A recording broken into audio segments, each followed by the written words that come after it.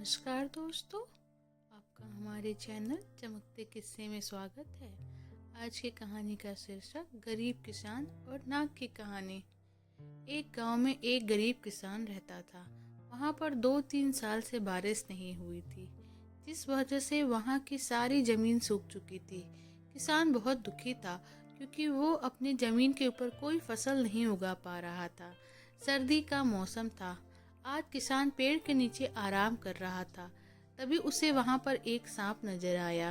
वह सांप अपना फन फैलाए बैठा हुआ था।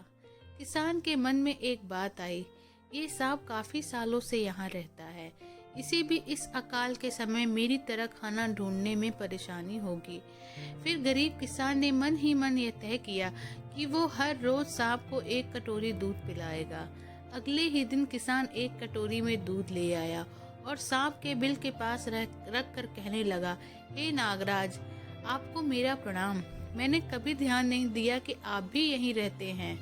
सूखे की वजह से तो मैं तो परेशान हूँ और मुझे लगता है आपको भी परेशानी हो रही होगी। इसलिए अब से मैं रोज आपको एक कटोरी दूध पिलाया करूँगा। ये बोलकर किसान ने वो कटोरी वहीं छोड़ दी और वहाँ से चला गया। अगले दिन सुबह जब वो कटोरी लेने वापस आया तो उसने देखा कि कटोरी में कुछ चमक रहा है। किसान ने कटोरी को उठाकर देखा तो उसके अंदर एक सोने का सिक्का था।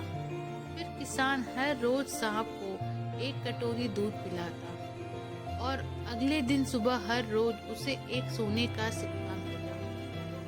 एक दिन किसान को किसी काम से शहर जाना था और उसने अपने बेटे को ये जिम्मेदारी सौंपी। उसने अपने बेटे को कहा, बेटा, ध्यान से एक कटोरी दूध सांप के बिल के पास रख देना। किसान ने अपने पिता के कहे अनुसार एक कटोरी दूध सांप के बिल के पास रख दी।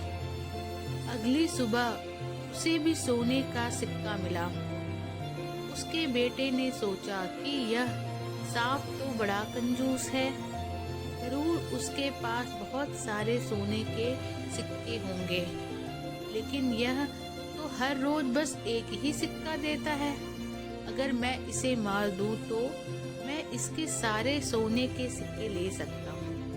अगली शाम जब लड़का दूध देने के लिए गया तो उसने सांप को देखते ही उस पर छड़ी से वार किया, मगर सांप भी सतर्क था। उसे छड़ी तो लगी पर उसने किसान के बेटे को भी डस लिया। सांप का विष बहुत ही जहरीला था। देखते ही देखते किसान का बेटा की मौत हो गई और जख्मी सांप अपने बिल में वापस चला गया। जब किसान वापस लौट कर आया तो उसे अपने बेटे की मृत्यु के बारे में पता चला।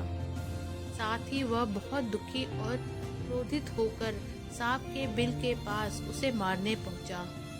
तभी उसने सांप को देखा कि सांप को काफी चोट आई है। उसे देखते ही वह समझ गया कि उसके बेटे ने सांप पर हमला किया होगा। तो समझ गया कि परिस्थिति ही कुछ ऐसी हुई होगी कि सांप ने उसके बेटे को डसा होगा।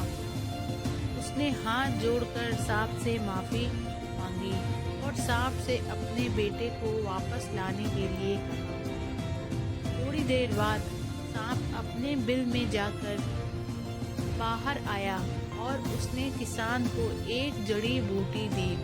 गरीब किसान जड़ी बूटी लेकर अपने मरे हुए बेटे के पास गया। उसने उसके नाक के पास वो जड़ी बूटी रखी। थोड़ी देर बाद उसका बेटा खांसता हुआ उठ खड़ा हुआ। जिंदा होने के बाद किसान ने बेटे को उसकी गलती का एहसास हुआ। वो अपने पिता के साथ सांप के बिल के पास गया और उससे हाथ जोड़कर माफी मांगी और बोला, हे नागराज, मुझे क्षमा कर दीजिए। अब मैं किसी भी पशु, पक्षी या जानवर पर हमला नहीं करूँगा। मुझे क्षमा दान दें। सांप ने भी खुश होकर अपना सिर हिलाया और वापस अपने बिल में चला गया। तो दोस्तों, इस कहानी से हमें दो सीख मिलती है।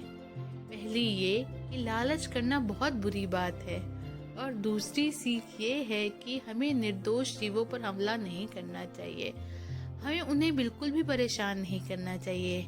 तो मुझे उम्मीद है कि आपको यह कहानी ज़रूर पसंद आई होगी। ऐसी ही कहानी सुनने के लिए जुड़े रहिए हमसे। हम जल्द ही मिलते हैं एक और नई कहानी के साथ। तब तक के लिए धन्यवाद। अगर आपको ये कहानी पसंद आई हो तो प्लीज़ लाइक और शेयर और सब्सक्राइब करें।